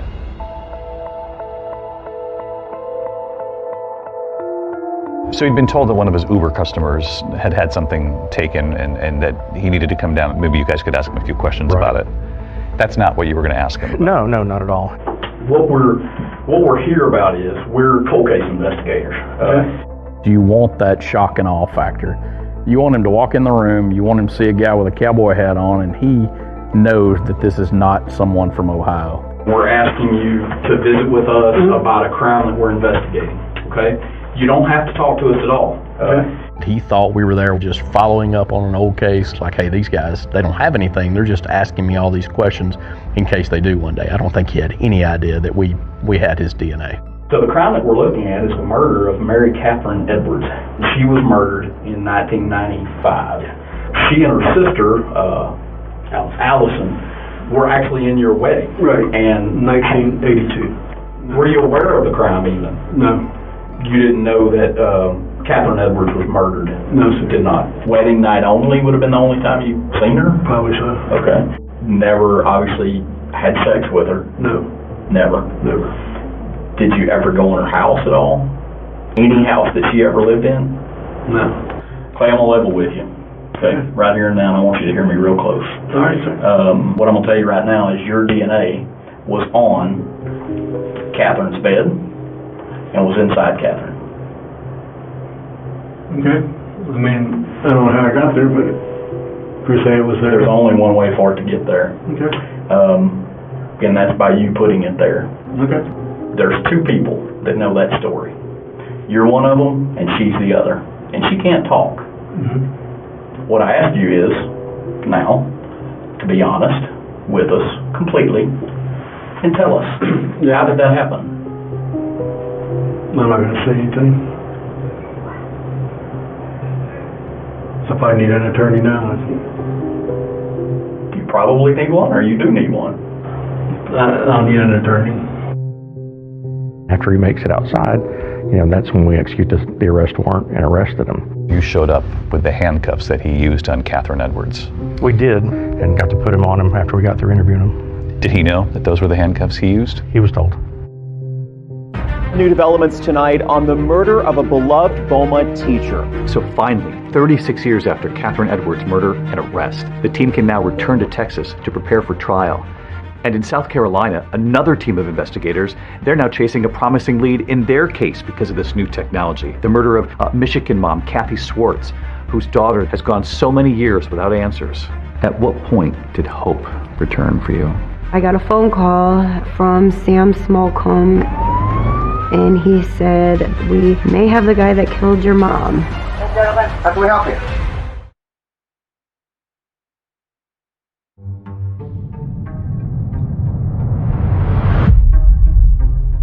Investigators working the cold case murder of Kathy Swartz, the young Michigan mother who was murdered, her baby right nearby, they had sent off the perpetrator's DNA taken from her pink phone to that lab in Texas, Othram. So after 3 decades with no arrests in this case, Othram actually uses their cutting-edge technology to build a comprehensive DNA sequence of who the perpetrator is. So now that you have this sequencing that they just didn't have access to years ago, what do you then do with that?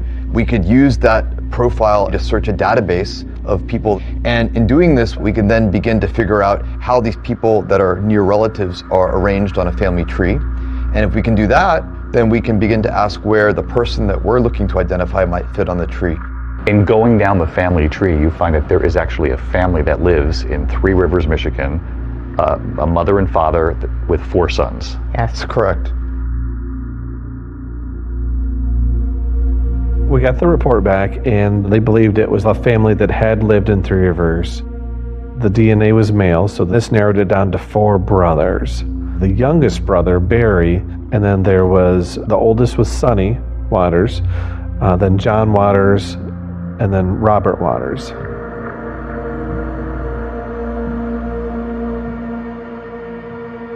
We were very excited because now we have leads to run off from. We were very quickly be able to eliminate Barry because his DNA that was in CODIS. and they're able to rule him out, so they take him right off the list. Detectives then track down 2 more of the Waters brothers, who both quickly agree to turn over their DNA. 1, 2, 3, 4. And with that DNA, they're able to eliminate them as well, which just left Robert Waters. Robert Waters was married, had a couple of children, and had been living in Beaufort, South Carolina for quite some time. He was a local business owner and had a plumbing business. And from what detectives can tell from looking at his wife's Facebook page, Robert Waters appears to be a happily married family man. All right.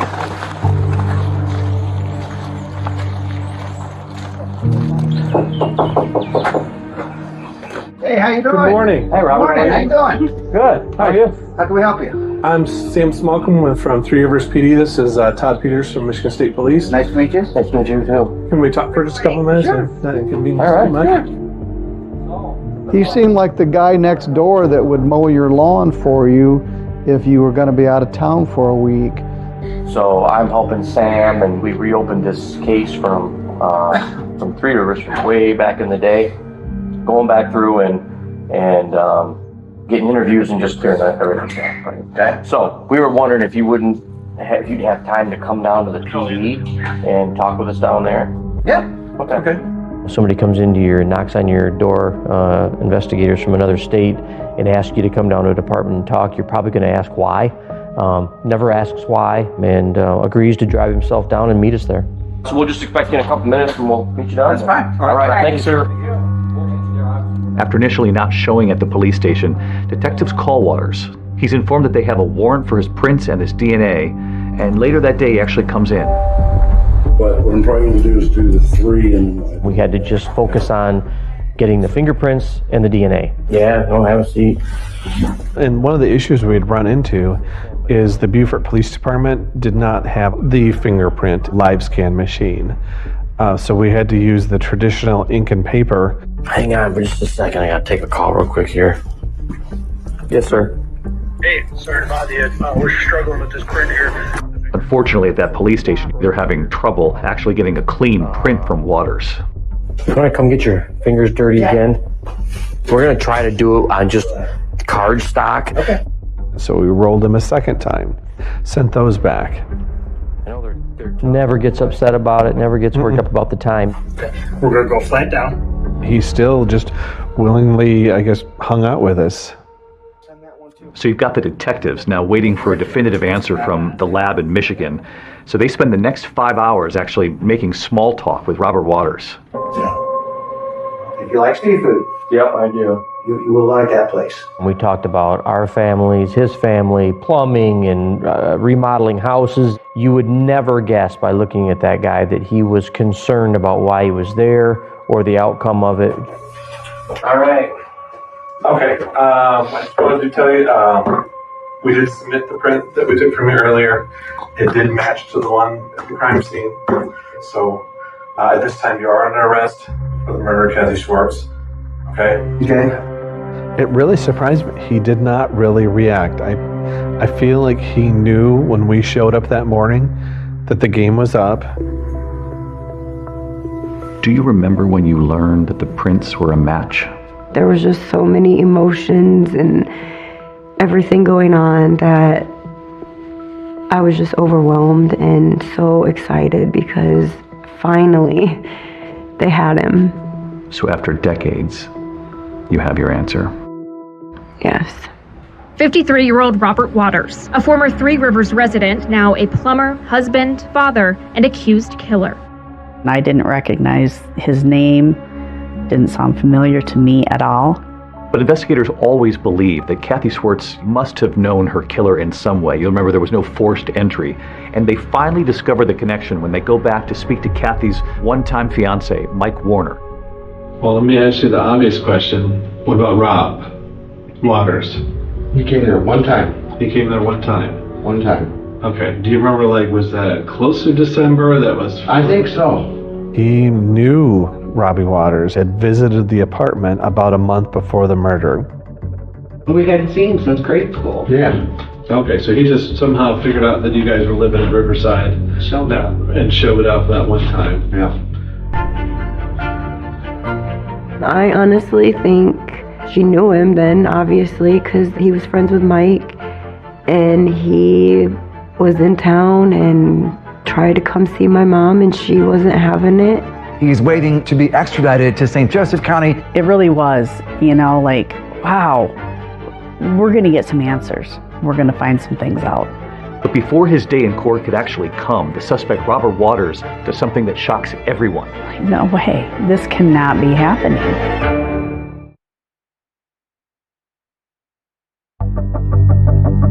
A major breakthrough in a cold case murder out of Three Rivers. And investigators say they have finally arrested a suspect. His name is 53-year-old Robert Waters.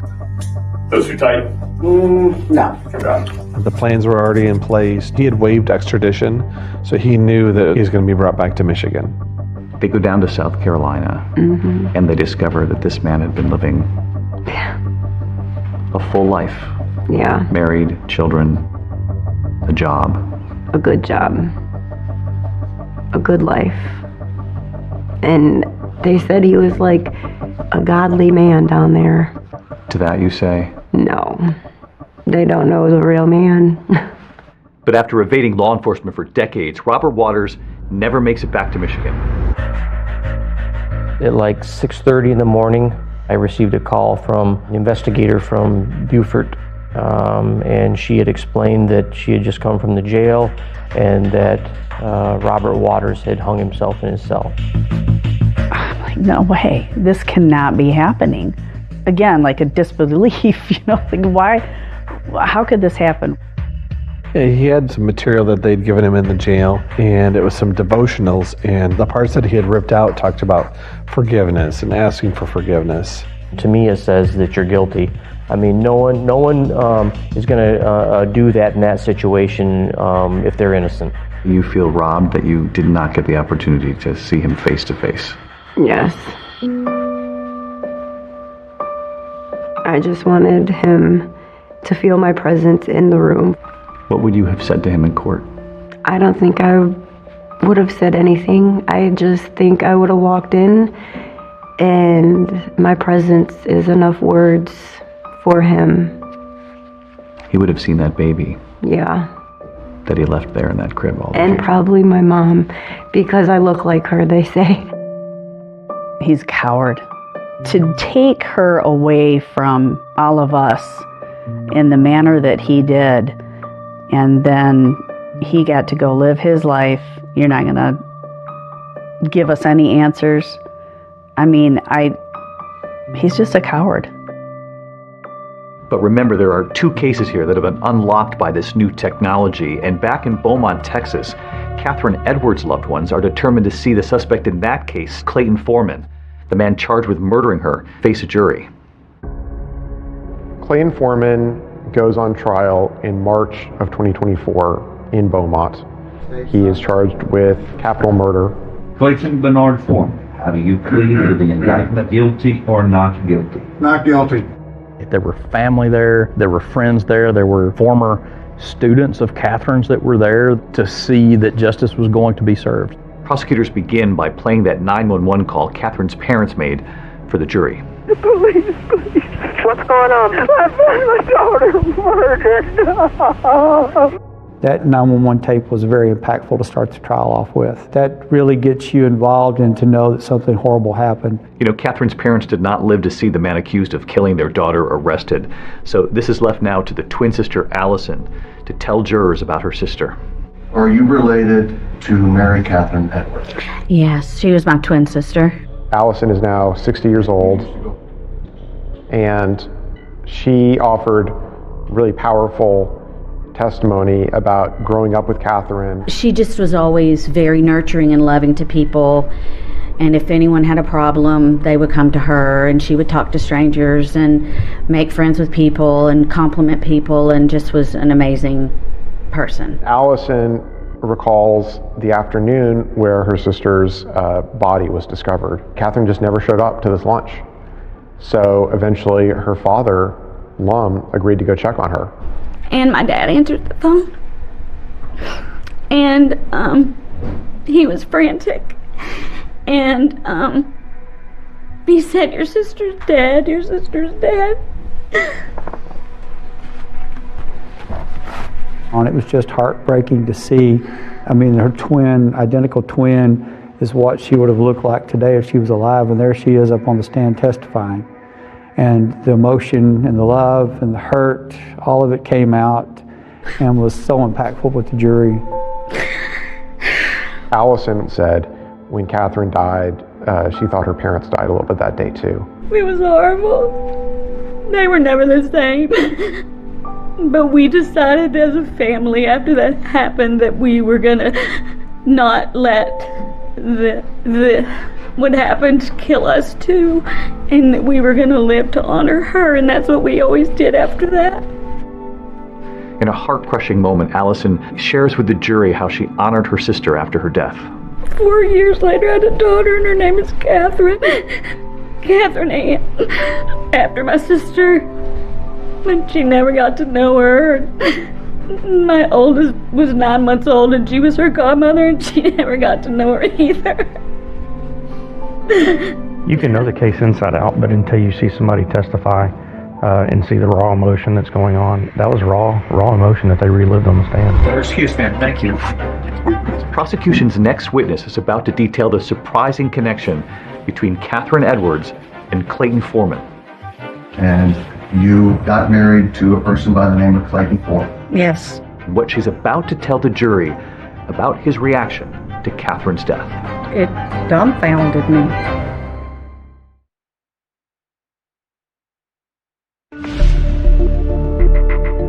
Jurors in the trial of Clayton Foreman, the man accused of killing that school teacher, Catherine Edwards, are now hearing about this investigation that took nearly 30 years, and all of it now culminating with this cutting-edge DNA testing done by that Texas lab, Othram. So help you God. Please have a seat. I was very eager to get to the courtroom. I work at Othram. We'll do the testing, and it will result in the building of a DNA profile to generate new leads in the investigation. It's one thing to solve a case, and it's another to be able to defend how that work was done, allow it to be interrogated openly and critiqued. We want to see at least 50% of the markers, and you can see that in actuality we had, it looks like 87%. So that's far in excess of what is necessary to produce a workable profile. Without the DNA, the story doesn't matter. That's that one puzzle piece that puts it all together. So prosecutors want the jurors now to hear from the woman who can actually detail the connection between that school teacher, Catherine Edwards, and Clayton Foreman. She was married to him. My name's Diana Coate. And remember, Catherine Edwards and her twin sister were actually bridesmaids at the wedding. Were they friends of yours in high school? Yes. She also testified that while she was married to Foreman, she actually discovered something unnerving in his car. You had found a briefcase in the trunk of the defendant's car, is that correct? That's correct. All right. What was inside the briefcase? There was a gun, a set of handcuffs, and some horrible pornographic material. Okay. Regarding the gun, was there any reason for him to have a gun that you knew of at the time? No reason. I mean... Is there any reason that you knew of that he would have a pair of handcuffs in the back of his trunk? No. Did you ever talk to him about that? No. I didn't know what he would say. I didn't know what he would do. And later, when questioned by the defense, Diana said she never saw the briefcase again. She also recalled an odd conversation that she'd actually had with her ex-husband about Catherine and her twin sister. He had told me that in high school, he would see them in the hall, and he always thought they were so cute because they were twins, and he felt as though he wanted to make sure he protected them. After 11 years of marriage, Diana and Foreman divorced, but they continued to stay in touch. And she tells jurors how 2 years later, in 1995, she actually called her ex-husband after finding out that Catherine had been murdered. Was that very upsetting to you? Yes. When you told him, how did he react? He didn't. It was very shocking to me. It had like no feeling whatsoever, and just basically was like, oh really? And it dumbfounded me. Excuse me, thank you. And there was one more witness jurors would hear from, Paula Ramsey, Foreman's victim from 1981. It had been decades since Paula had even heard the name of the man who assaulted her. It was a Friday, and I was at work. My phone rang, and it said Beaumont Police. This emotion came over me, and I was like, what? Is someone messing with me? And on the other end of the line was Detective Llewellyn. He said he's a suspect in a murder. And that's when he started telling me about the DNA. And he said it is a cold case murder. And I was like, you don't even have to ask. I will go. I will testify. We hung up. I just broke down. I mean, you just go back to being that girl again, where that fear and all of it just kind of consumes you again. And so suddenly, all these years later, in a courtroom full of strangers, Paula is telling her story about how she was assaulted by Foreman. Did he do something with your hands? He tied them in the back, behind. He took your hands, put them behind you, and secured them with an object. Do you believe that object may have been a belt? Yes. Did he threaten to cut your throat if you didn't do what he wanted? Yes. I just kind of blocked out everything else and just focused on the questions. Did he say something that you found odd concerning what he'd just done to you? Yes. What was that? When I was getting out of the car, he said, "Stop crying. I'm sorry. I hope I didn't hurt you." You have to say these things out loud, and then knowing that he's sitting right over there, and just being in the same room, and that was hard. She relived it on that stand, and it was amazing to watch her, how brave she was to do that. You came here today to tell the story what happened to you 43 years ago, right? Yes. Who did you do that for? For Catherine. I wanted to see justice done for her. And in the end, Clayton Foreman's defense, they wouldn't call any witnesses, but they did deliver a closing statement. You, ordinary citizens, get to decide whether or not, on the day in question, January 14th of 1995, Clayton committed the offense of capital murder. He may not like it, what he did back in 81. That doesn't make him a murderer. That doesn't make him that he went out and killed somebody. The case was very one-sided, and the prosecution had all the witnesses, had all the evidence. There was very little the defense could do. The verdict is in. 29 years of waiting came down to 7 days of testimony and ultimately 52 minutes of deliberation. I'll tell you that anytime I've had a jury trial, I'm scared to death when they're walking back in that room. That is the most tense moment ever for me. We, the jury, find the defendant guilty of the offense of capital murder. It took police nearly 30 years to bring Clayton Foreman to trial for the murder of Catherine Edwards. It took the jury less than an hour to convict him. It was very fast. He was sentenced to life in prison. It was just really, I was thankful that I did it. Thankful that it did help. It did help putting him away. It was an extraordinary thing to have closure in that courtroom for that young school teacher. And that other case, the mother who was brutally murdered, her baby, just a few feet away. Now she's about to meet the couple who unlocked this case.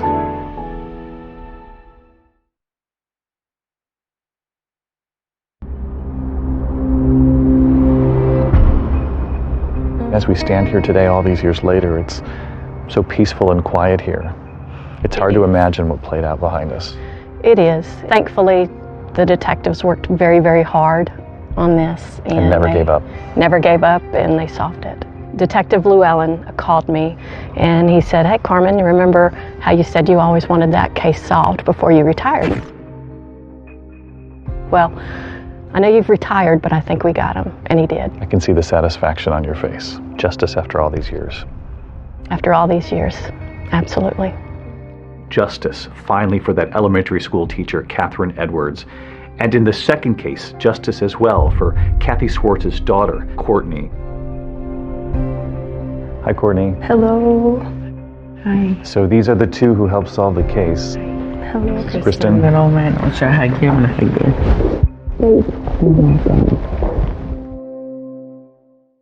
Just the idea, though, that the two of them were able to go back and look at that evidence and solve it all these years later. I can't even, I don't even have no words. You don't need words. I'm glad you have answers. Thank you. It's unbelievable just in my career to see, like when I started in 97 to where we're at today. You have these cases that are literally going nowhere. You give them this DNA sample and the next thing you know who your suspect is. Do you think that there are cases like this all over the country right now just waiting to be solved with this new technology? Absolutely, all over the country and all over the world, but finding every case, I think, would be the goal. Every one. Every sexual assault, every homicide, every one of them. We need to find those cases and we need to get them submitted and worked. And that means answers finally for thousands of families. Sure, absolutely. There are tens of thousands of little tubes of DNA in crime labs across this country, and all of them have answers.